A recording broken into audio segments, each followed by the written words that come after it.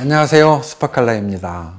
오늘은 예고한 대로 이제 개원예대 입시에 의해 이제 3편 개원예대 면접에 의해 개원예대 면접은 무엇인가를 가지고 이야기를 할 건데, 그동안 뭐 유튜브를 통해서나 또 블로그를 통해서 많이 소개를 했기 때문에 원론적인 얘기는 빼고, 아무래도 이제 형식적이고 뭐 그런 거야 홈페이지에 다 들어가 보면 몇 명 모집하고 경쟁률 몇 대 몇이고 이것도 다 블로그에 소개해 놨으니까 좀 핵심적인 거 몇 가지만 이야기를 할게요. 그죠? 뭐 미술대학에서 면접으로 학생을 뽑는다고 하니까 다들 의아해하고 믿지 못해요. 믿지 못하는데 진짜입니다. 면접 100%로 뽑아요. 학생부도 필요 없고 실기도 필요 없고, 물론 면접 참고자료 작성이라고 해서 면접 전에 30분 동안 간단하게 글과 그림으로 주어진 문제에 대한 답을 구하는 어떤 그런 형식이 있긴 하지만, 그것도 짧은 시간 준비만 하면 가능한 거기 때문에 일단 면접 100%로 학생을 선발한다는 건 믿어도 됩니다. 그리고 올해 같은 경우도 총 440명을 뽑아요. 굉장히 많은 숫자를 면접으로만 뽑으니까 사실 실기 준비가 부족했거나 수능 준비를 안 했거나 뒤늦게 이제 미술대학으로 진로를 결정한 친구들한테는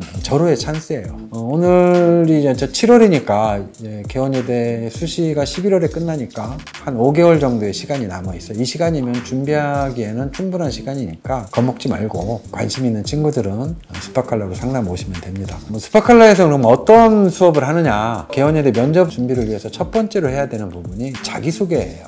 자기소개를 어떻게 할 것인가. 그러니까 이거는 정답이 없어요. 왜냐면 학생들 개개인이 다 다르고, 자라온 환경, 성장 과정, 성격, 또 뭐 잘하는 거, 관심 있는 게 다 다른데 자기소개를 획일화시켜서 만들어낼 수는 없어요. 그래서 저희는 자아탐구 과정을 해요. 그동안 성장하면서 경험했던 이야기들, 또 자기가 좋아하는 것들을 다 기록하고 메모하고, 그런 와중에 핵심적인 것들을 찾아서 정리를 해서 자기소개를 만들죠. 두 번째는 전공탐구예요. 물론 면접장에서 전공에 대한 어떤 깊이 있는 난이도 있는 질문이 주어지진 않지만, 최소한 이 친구가 우리 과에 지원을 했을 때 최소한의 어떤 그 전공에 대한 이해를 갖고 있는가 정도는 질문이 있어요. 자기가 지원하는 학과의 커리큘럼이나 지원하는 학과가 도대체 어떤 공부를 하는 곳인지 정도는 알고 가야 돼요. 그래서 그런 수업을 진행을 하고 있고, 또 아까 잠깐 얘기했듯이 면접 참고자료 작성을 또 수업을 해요. 왜냐면 이거는 사실 질문들이 보면 좀 난해한 질문들이 많이 있기도 하고, 또 재료가 프로스펜 한 자로 가지고 A4 용지에다가 30분 동안 작성을 하는 거기 때문에 아예 준비가 안 된 친구들은 엄두가 안 나요. 손대지도 못하고. 그래서 이건 따로 준비를 해야 됩니다. 그리고 이제 마지막으로 학원에서 준비하는 수업 중에 제일 중요한 게 모의 면접이에요. 사실 면접에서 제일 중요한 것은 경험이라고 생각을 해요. 우리가 낯선 장소,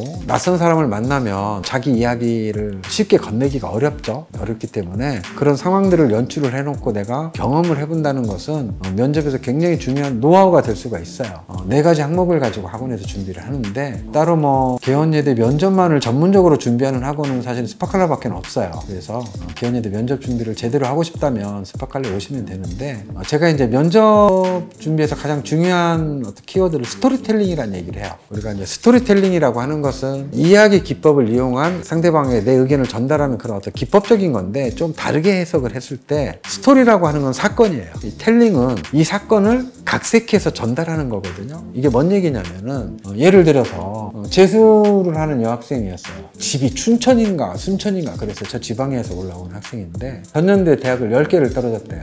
미술을 했던 친구예요. 집도 가난해서 재수를 할 엄두를 못 내고, 그래서 그동안은 뭐 했니? 그랬더니 알바를 했대요. 주말도 없이. 왜 알바를 했는데 학원비도 벌어야 되고 나중에 학교 가려면 등록금도 필요해서 알바하느라고 아무것도 준비를 못 했대요. 과연 자기가 개원예대 합격을 할 수 있는지 이제 궁금해서 상담을 왔는데, 네가 교수라면 너를 뽑겠니? 이 친구가 뚱해해요. 글쎄요, 저를 뽑을까요? 그래서 내가 교수라면 너를 뽑겠다. 그랬더니 이제 눈동자가 이제 눈이 확 밝아지고, 왜요? 뭐 그렇게 질문을 해요. 자, 일단 너는 지방에서 개원예대를 가겠다고 이렇게 올라온 친구잖아. 열정이 있지 않고서는 힘들지 않을까? 그리고 넌 재수생이잖아. 작년에 대학 10개 떨어졌다며. 너는 10번을 실패해본 친구잖아. 실패를 경험해보고 또 그 실패를 딛고 네가 새로운 도전을 하는 거잖아. 그치? 앞서 얘기했듯이 그것도 열정이잖아. 너는 에너지가 있는 친구잖아. 경험도 있는 친구고. 그동안 편의점에서 알바했다며. 부모님 손 안 벌리고 네가 어떻게든 등록금 준비하고 학원비 벌려고 미친듯이 알바했다며. 야, 이런 친구가 어딨어 요즘에. 내가 교수라면 너 뽑겠다. 무조건. 뭐 전공에 대한 이해 없어도 뽑아줄 것 같아. 그랬더니 그때부터 이제 이 친구 얼굴이 밝아지는 거예요. 아, 자기도 할 수 있구나. 이게 스토리텔링이에요. 내가 실제로 있었던 사건들, 경험했던 것들, 이런 것들을 내가 어떤 관점으로 해석하느냐에 따라서 전혀 다르게 상대방한테 전달이 될 수 있잖아요. 그러니까 어찌 보면 좀 더 본인에 대해서 더 긍정적이고 좀 자신감 있게 또 열정적일 수 있게 교수님들한테 보여줄 수 있을까? 이런 것들을 찾아서 준비를 하는 게 면접 준비예요. 그냥 뻔한 이야기, 누구나 알고 있을 법한 이야기, 뭐 나는 뭐 학교를 어쩌고 그런 이야기 말고 진짜로 자기가 경험을 통해서 얻었던 실패와 자신의 열정 이런 것들을 찾아서 교수님들한테 전달을 한다면 충분히 경쟁력이 있다고 생각을 해요. 그러니까 그런 어떤 자기만의 스토리들을 찾아가는 게 어떻게 보면 학원에 와서 자기 탐구 과정이기도 해요. 그리고 이거를 어떻게 잘 이쁘게 설득력 있게 포장을 해서 면접장으로 들고 가느냐, 이런 준비들을 하는 게 면접 준비예요.